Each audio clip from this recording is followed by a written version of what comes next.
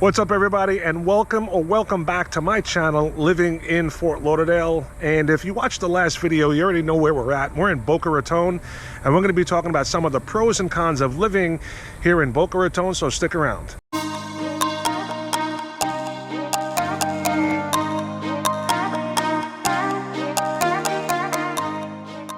Hey guys, my name's Rob Zeoli, and I'm a real estate agent right down here in South Florida, and welcome back to my channel, Living in Fort Lauderdale. If this is your first time here, don't forget to subscribe to the channel and tap the bell icon down below to be notified anytime I go ahead and drop a new video. I put out weekly videos and content about what it's like to live and to play down here in South Florida. But more than that, guys, what I love more than anything is to help people with their real estate needs. So if that is you, when you have any questions about real estate down here in South Florida, or there's anything at all that I can do for you, my number is popping up down below. You could reach me by phone, text, email, comment. I'll be sure to get back to you as soon as possible. So let's jump right into the video, the pros and cons of living in Boca Raton.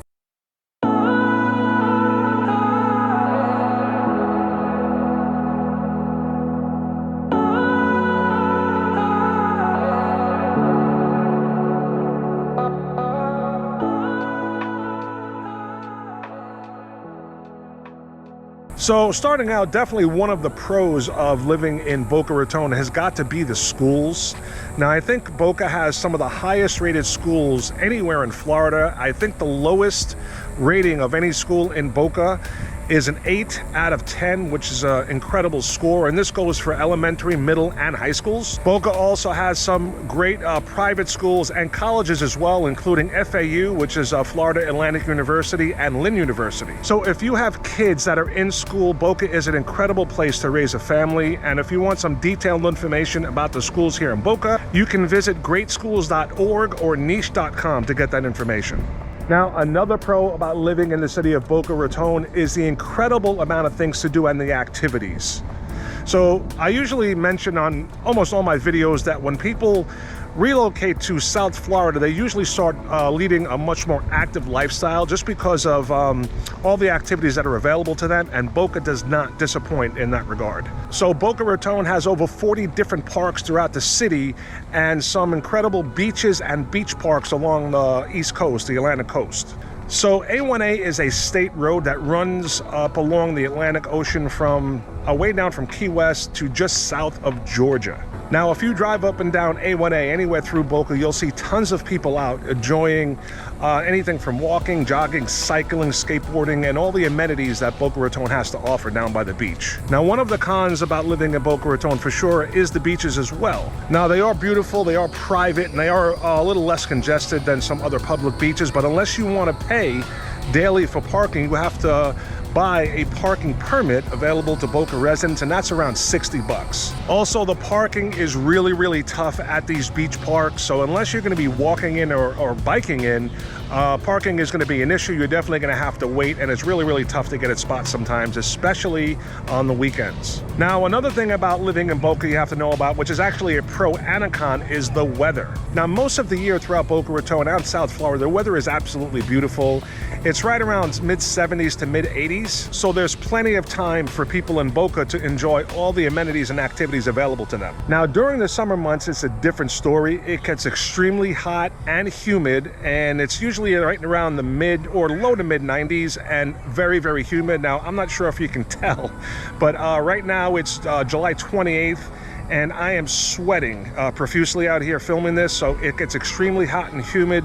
Definitely something you're gonna have to deal with, and there's no way around it. It's just brutally hot here in the summertime, so something to think about when living in Boca and anywhere in South Florida. Now, aside from the heat, guys, during the summer between June 1st to the end of November is when we have our rainy season and our hurricane season. So we do get a fair amount of rain during this period. June and September are the worst months for rain. At other times, it's not uncommon for it to rain for an hour or so each day, and then it clears up right away. And there's always a chance of a tropical storm or a hurricane during June through November. So something you have to get adjusted to when living in Boca Raton or anywhere here in South Florida. Just part of life.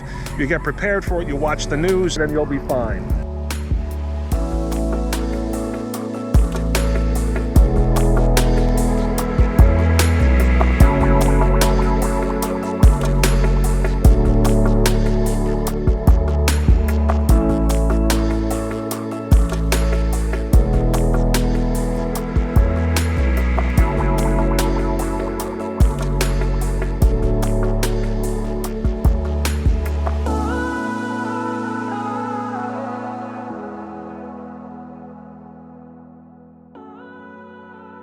Now, another pro about the city of Boca Raton has to be the housing and the incredible variety that's available.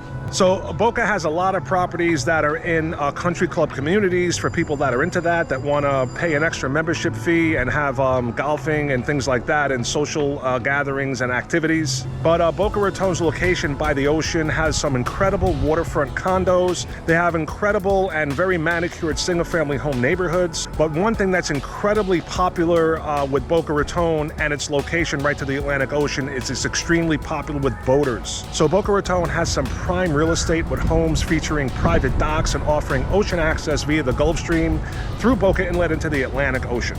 Now, this is South Florida living at its finest, guys.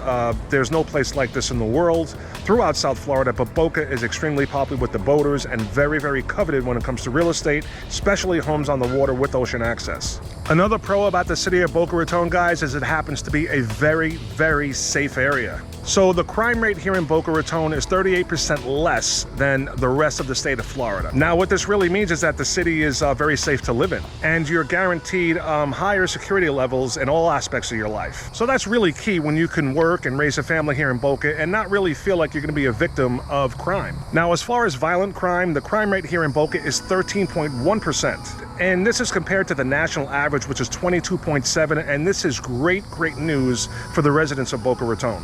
Now, another con for the city of Boca Raton has to be the cost of living. Now, with the national average coming in at a baseline of 100, Boca Raton's overall cost of living is 121, and the state of Florida comes in at 103. Now, the biggest contributing factor to the cost of living anywhere has got to be the housing. And the cost of living for housing in Boca Raton comes in at 148, compared to the rest of the state of Florida, which comes in right around 103. Now, another con for the city of Boca Raton has to be the traffic. Now, traffic here in Boca Raton can be challenging, especially during rush hour and when kids are going to and from school. Now, the worst traffic, in my opinion, has got to be going east and west, especially when you get further east towards the beach. Now, the obvious reason is that it's much more congested down there. You have a lot of residents and tourists that are flocking down to the beach, enjoying all the different activities that are available to anybody that lives or is visiting the city of Boca Raton. So you can definitely expect to hit some major traffic traveling east on any of the roads that go east and west, like Palmetto Park Road, West Camino Real, or any other streets that go down east towards the beach. Now, one thing to keep in mind, which I guess is another con, is that Boca Raton does not have very good public transportation, so you're definitely going to need a car to get around the city, unless you're going to be biking, and you can only walk so far. Now, Boca Raton does have some bus service down here, but the schedules are very, very unpredictable. You never know when they're going to come, so really not, you can't rely on it like you can at some other major metropolitan cities, so definitely another thing to think about when living here in Boca Raton. And last but not least, the final con for Boca Raton has got to be the nightlife. Now, there's plenty of bars and restaurants and things to do here in Boca, but they tend to close a little bit early. Now, that doesn't really matter for someone like me. I haven't been to a bar or a nightclub in ages, although this guy up there used to be out in closed clubs back in the day when he was out there running the roads, but that's a different time. But now I haven't been to a bar. I can't remember the last time. If you're single or you just like to hang out and party, or you want to go out to some late clubs, you could easily just go down to Fort Lauderdale, maybe 20-30 minutes away, or Atlantic Avenue and Delray Beach. Very popular. They have places that are open all night, so you're really not that far away, so not that big of a deal. There you have it, guys, the pros and cons of Boca Raton. And speaking of Boca Raton or any other city down here in South Florida, we would absolutely love to help you find that perfect place you might be thinking of moving to or just want to go see. So the number popping up down below is my number. You can reach out 24/7. I always look forward to helping and hearing from new people. And until the next video, guys, thanks for watching, and we'll see you later. Take care.